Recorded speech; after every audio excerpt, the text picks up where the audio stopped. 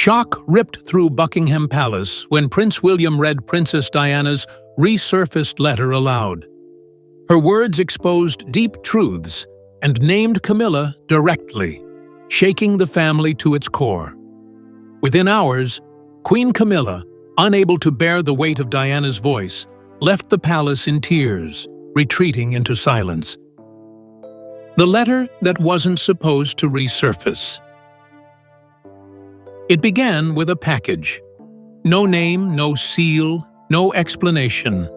A simple velvet-lined box left at Prince Harry's residence, carrying an aura of secrecy so thick it felt dangerous.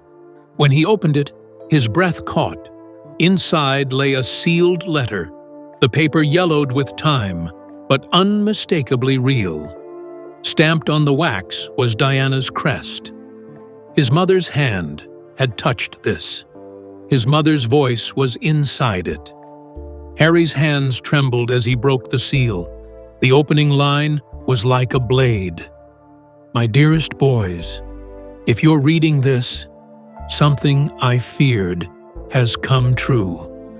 The words were raw, drenched in fear and love. For decades, Diana's voice had been silenced, drowned by the official story of her death, softened by documentaries and interviews. But here, in this letter, she was alive again. Every sentence carried the rhythm of her voice, her urgency, her truth. And one name echoed through the pages again and again: Camilla. Diana's tone was not bitter. It was protective. She wasn't writing to strike revenge from the grave. She was writing to shield her sons, to warn them of shadows moving behind palace walls. She described Camilla not as a public scandal, but as a silent force, working behind the scenes long before the world knew of her. Diana wrote of feeling erased, of being pushed aside while another woman quietly positioned herself next to the throne. For Harry, reading those words was agony and relief combined. It was confirmation of things whispered for years, things he had suspected but never fully voiced. His mother had seen the same truth that haunted him. The crown was never just about duty, it was about power, influence, manipulation. This wasn't a letter meant for history. It wasn't written for the monarchy, nor for the press.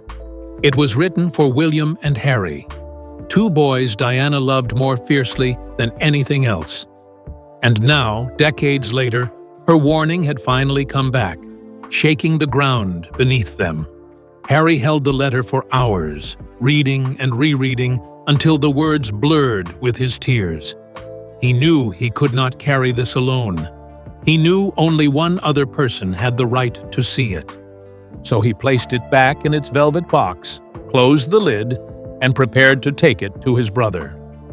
What happened next would change the future of the monarchy, because Diana's voice had risen again, and this time it would not be silenced. Diana's secret truth, and Camilla's name all over it. The full weight of the letter came not just from Diana's sorrow, but from her clarity. She wasn't writing to lash out. She wasn't writing to condemn. She was writing as a mother who saw her sons stepping into a system that would try to control them, the same system that had broken her. And at the center of her concern was Camilla. Diana described her not in fiery accusations, but in carefully chosen words. She called her a silent force, a woman who influenced decisions without ever being seen, who shaped Charles's choices long before the world suspected the affair. Diana admitted she often felt erased, not just as a wife, but as a woman standing inside an institution that had already chosen her replacement.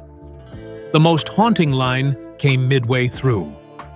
"She is not your enemy, but she is not your ally either." Diana didn't want her sons to grow up consumed by hate. She didn't ask them to fight Camilla, nor to resent her. But she wanted them to see clearly, to recognize the subtle games of power that shaped palace life. Her advice was chilling in its simplicity. Trust what you see, not what they tell you. Those words struck like prophecy. William and Harry had spent their entire lives surrounded by narratives, spin, press briefings, official lines. Now their mother was telling them to strip away the lies and trust their own instincts. It was both liberating and terrifying. For Harry, the truth confirmed what he had long felt, that the institution could not be trusted blindly, that even family ties could be tangled in ambition. For William, it was more complex. His future was the throne. His duty was tied to the very woman his mother had warned him about. To read Camilla's name written in Diana's handwriting was like reopening the wound of her death all over again. This was not gossip. This was not hearsay. This was Diana's truth, preserved in ink, speaking directly to her sons. And for both William and Harry, it was impossible to ignore. The letter had survived the grave, survived the palace, survived time itself. And now, in their hands, it had the power to upend everything they thought they knew about their family, their duty, and their future. William reads the letter, and everything changes. The countryside was quiet when Harry arrived. He carried the velvet-lined box in his hands as though it contained fire. William had no idea what waited inside. No press, no staff, no distractions, just two brothers, years of tension between them, and a letter written by the mother they both lost. Harry slid the envelope across the table. William hesitated, his hands stiff, his face pale. When he finally opened it, the words hit him like thunder. 10 minutes passed. Silence.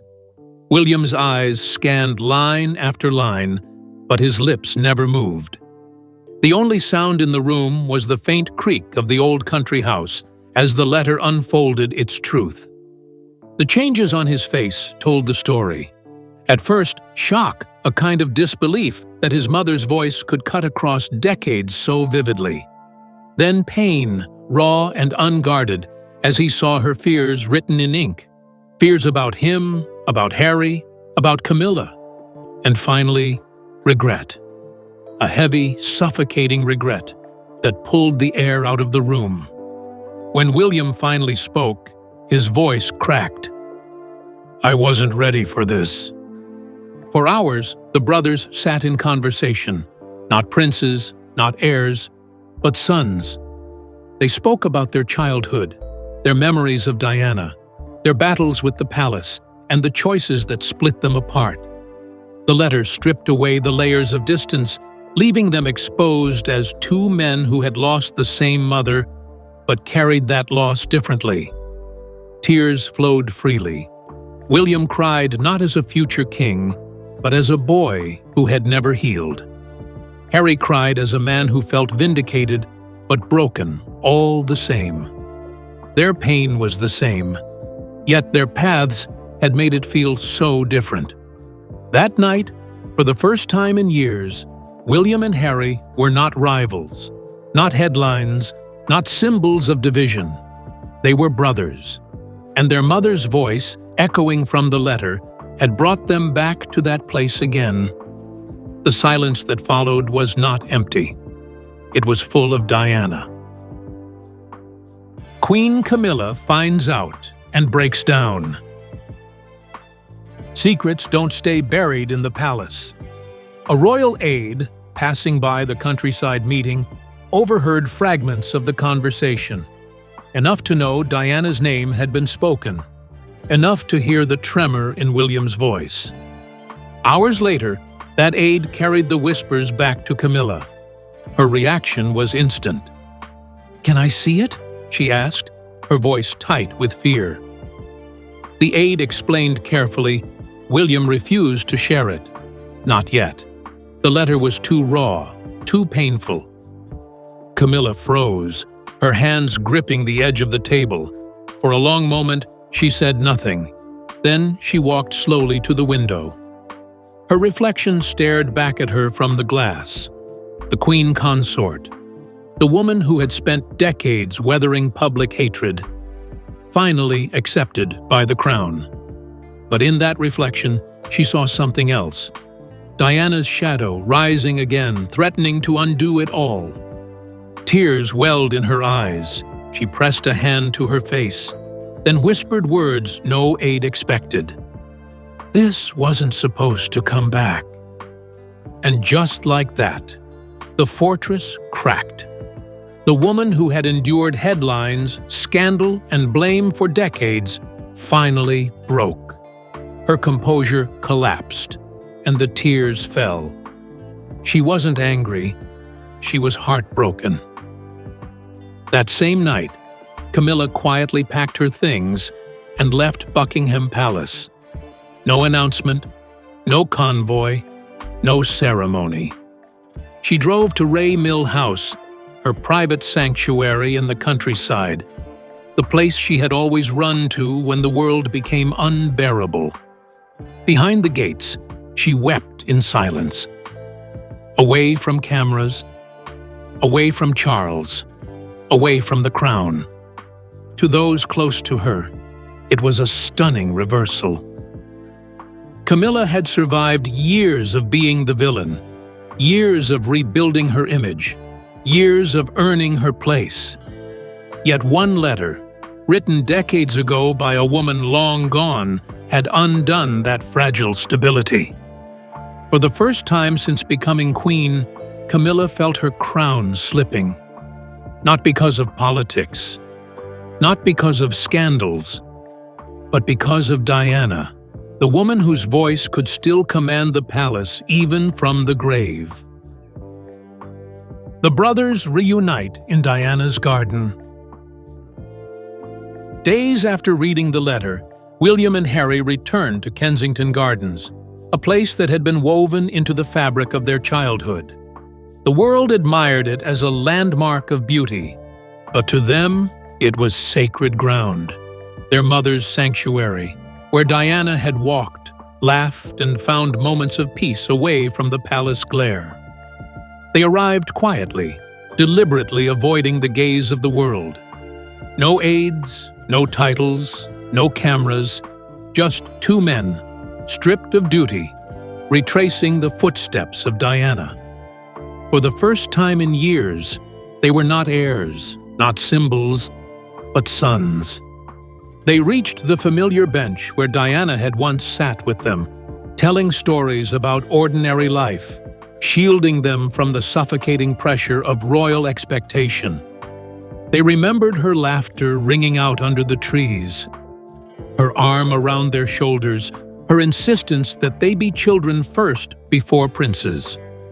Now, grown men divided by years of choices and pain, they sat there again, holding the letter that had resurrected her voice. The silence between them was heavy, but it wasn't hollow. It was alive with memories. Harry stared at the flowers swaying in the breeze, his jaw tight. William tilted his face toward the gray London sky, his lips pressed thin. Both were fighting the same tears, both too proud to let them fall, until the letter reminded them that grief was not weakness. Finally, William broke the quiet. His voice was soft, but it carried the weight of history. "Do you think she meant for this to bring us back together?" Harry didn't speak at first. He nodded slowly, his eyes wet, his chest rising with the weight of unspoken words. That nod was enough. In that moment of silence, they both understood the truth. Diana's letter wasn't written to divide them, nor to reopen scars. It was written to protect them, and in forcing them into each other's company once again, it had achieved what the palace, the press, and even the relentless passage of time had failed to do. It had reunited them. For hours, they sat together, speaking with the honesty of men stripped of duty. They talked of their mother's strength, her struggles against the institution, her warnings about the palace machine, and her boundless love for them both. They confessed regrets buried deep in silence, William admitting the weight of the crown had silenced parts of himself, Harry confessing the pain of distance and the choices he had made to protect his peace. They wept openly, something they had not done together since they were boys, walking behind Diana's coffin. Those tears, shared without shame, were more powerful than any speech. That quiet, unseen meeting in the garden became the most meaningful reunion the monarchy had witnessed in decades.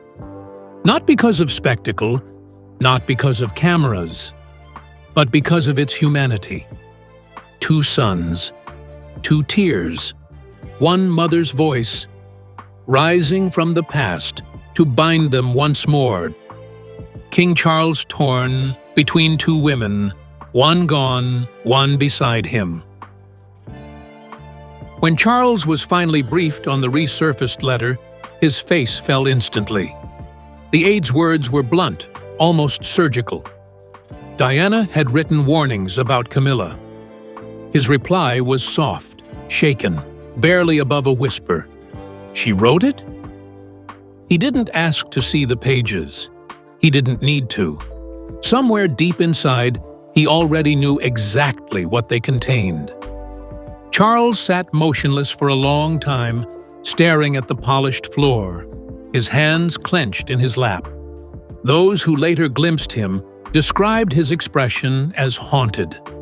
For decades, he had tried to balance two impossible truths: his enduring love for Camilla and the inescapable shadow of Diana. Now, her voice, etched in fragile, yellowed ink, had risen from the past to overpower even his crown. In a private meeting with his sons, his words faltered. His voice cracked with something rarely seen: vulnerability. "I never stopped loving your mother. In my way." It was a confession wrapped in sorrow, a fractured truth he had never dared to speak aloud. But instead of soothing wounds, the admission only deepened the storm. Charles was caught in a brutal collision. Diana, the legacy he could never escape, and Camilla, the woman who now stood beside him as queen. Diana's words painted Camilla as a manipulator, a silent force who shaped his decisions from the shadows. Camilla's tears, her retreat to Ray Mill House, painted her as broken by that very accusation. And Charles was left stranded in the middle, grieving, guilty, and deeply shaken. For the first time since becoming king, Charles canceled all public appearances. He withdrew into silence, unable to face the eyes of his people. Advisors scrambled to fill schedules, but the truth was unavoidable. His reign, already fragile in the eyes of many, was now under siege by a woman no longer alive, but still infinitely powerful. Behind palace walls, Charles's torment was relentless. No crown, no title, no throne could shield him from the truth that Diana's words carried. He faced not just the judgment of the public, but the battle inside himself, between the love he had chosen and the love he had lost. Those close to him whispered that he spent nights pacing the halls, consumed by memories. Diana's laughter, her pain, her accusations, they clashed with Camilla's loyalty, her endurance, her tears. Every echo of the letter reminded him that Diana's voice still ruled over his legacy, louder than any decree he could issue as king.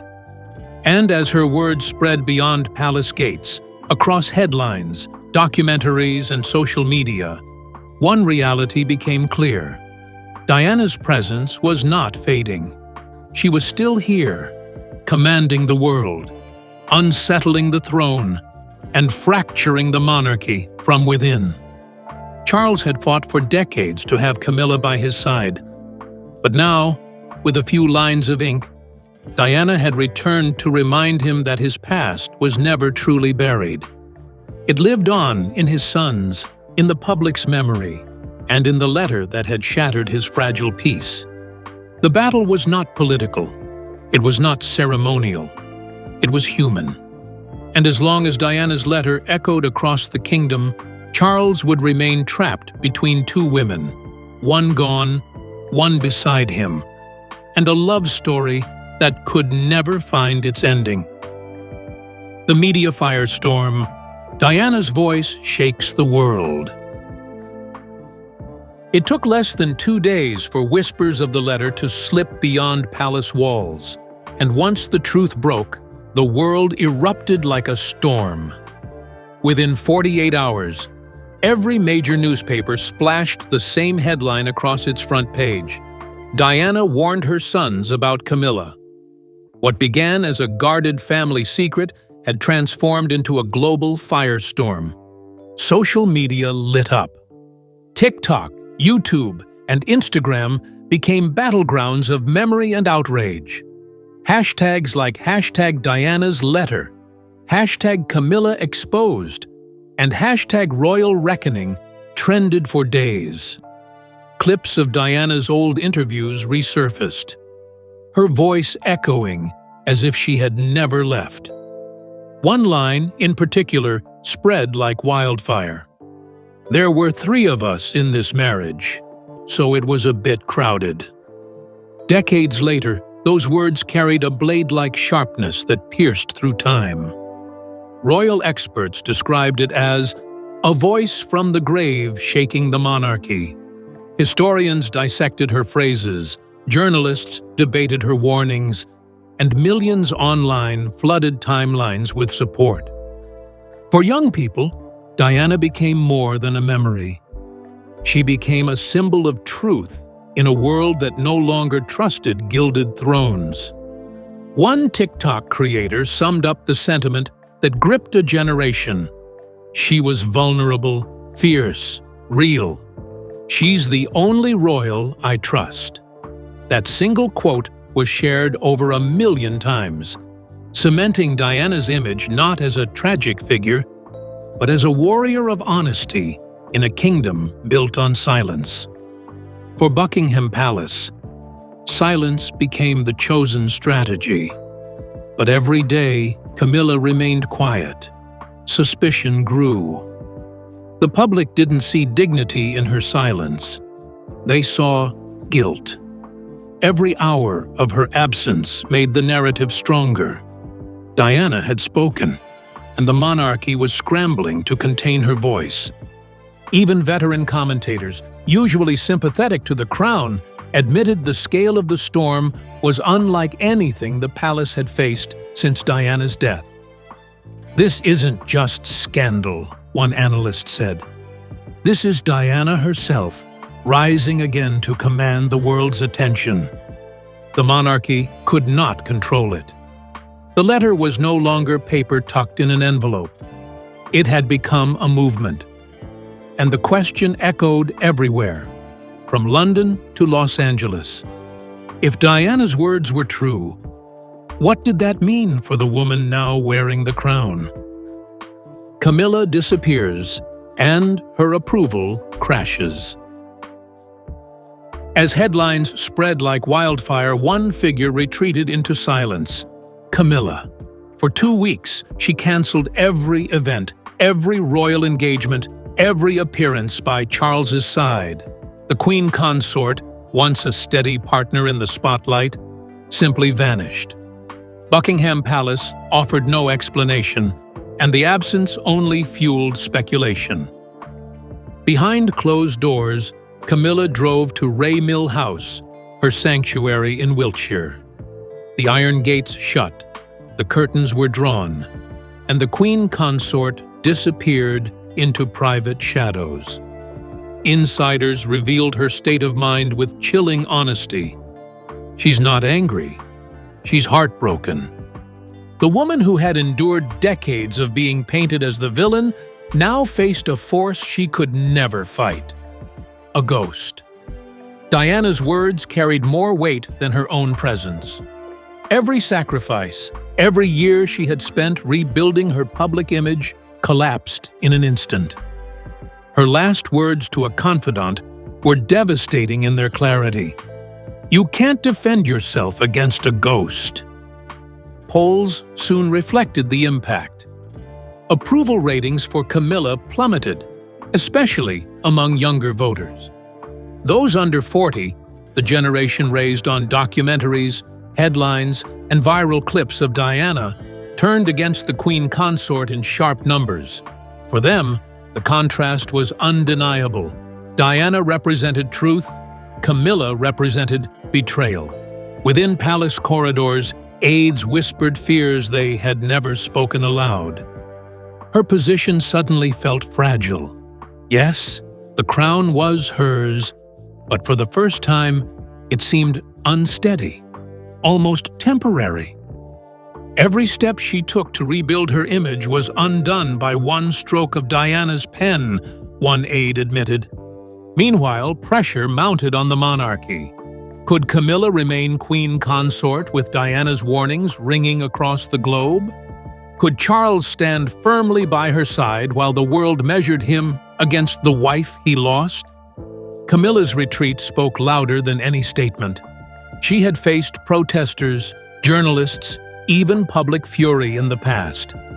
But this time, it wasn't scandal, politics, or rumor. It was Diana, and Diana's legacy was something even Camilla could not outrun. Diana's legacy awakens a new generation. Decades after her passing, Diana's voice roared back louder than ever. The resurfaced letter wasn't just a family wound, it became a cultural spark. Documentaries, old interviews, and grainy recordings of her speeches went viral again, shared by teenagers who weren't even alive when she died. On TikTok, one creator summed it up in a line that spread across millions of screens.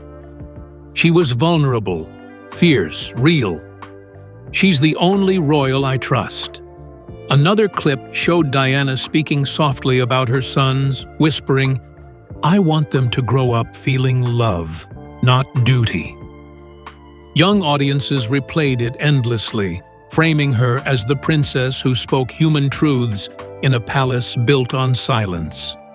Suddenly, Diana was everywhere. On feeds, on headlines, on posters. She wasn't just history anymore. She was relevance. She was power. She was truth. A new generation discovered her, and instead of seeing her as a tragic figure, they saw her as a symbol of resistance, a reminder that compassion could stand taller than crowns. In universities, debates sparked. Did the monarchy ever make it right? Did Diana's warnings prove that the system could never truly change? Even among those who barely followed royal life, one question repeated. If Diana was right, what else has been hidden? This was no longer about the past. It was about the present. Diana's legacy was awakening people who had once ignored the monarchy, pulling them into the story with passion and outrage. The palace stayed silent. Camilla stayed in hiding. But Diana's words carried on, spreading faster than any denial ever could. She had become the voice of a new movement, a movement that didn't just remember her, but believed her. The monarchy at the edge. Can it survive Diana's final words? Inside Buckingham Palace, the mood was bleak. Camilla remained in hiding. Charles cancelled engagements. Aides whispered of contingency plans, succession scenarios, even the unthinkable, scaling down Camilla's role to protect what remained of the monarchy. Diana's letter had become more than a revelation. It was a reckoning. The firm now stood exposed, its credibility shaken, its future questioned. And the voice driving it all wasn't alive to defend herself, yet still outshone them. William and Harry, though scarred, were speaking again. Their reunion in the garden had been quiet, but its symbolism thundered. Two brothers, Divided by choices, united by their mother's words. One stayed, one left. But both carried her light. The public watched closely. Polls showed a collapse in trust among young voters, the very generation the monarchy needed to survive.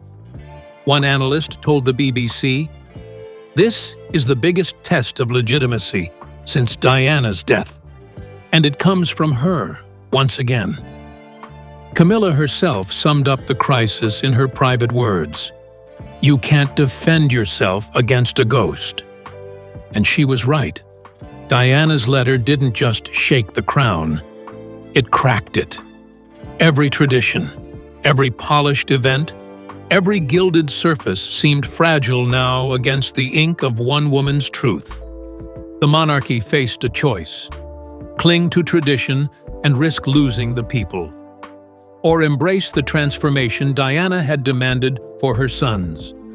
It was a crossroads with no safe answer. As one aide put it bluntly, her voice still echoes louder than the crown itself. And that echo, decades after her death, left the monarchy trembling on the edge, because Diana's final words had become the world's final judgment. Diana's letter broke decades of silence, reopening wounds the crown hoped to bury. William and Harry found fragile reunion, but Camilla's position crumbled under Diana's shadow. One mother's truth still echoes louder than the monarchy's walls, proving love, pain, and memory can outlast crowns. Camilla left in tears.